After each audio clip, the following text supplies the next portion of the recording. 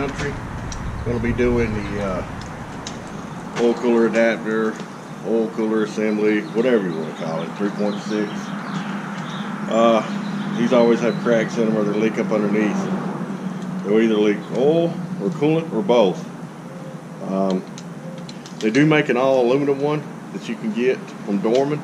They're a little bit more pricey, but some people like them better than the plastic ones. But I'm going to be putting this on today, showing you how. I'll put a link in the description about the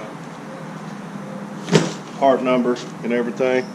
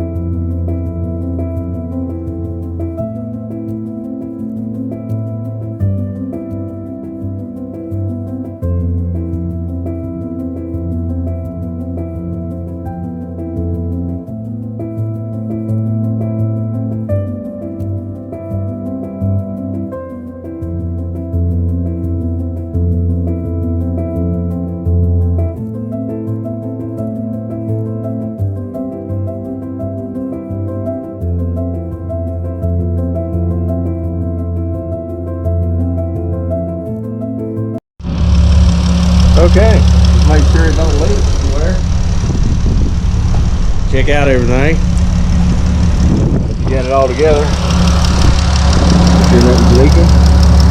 Everything's nice and dry. Get everything back together.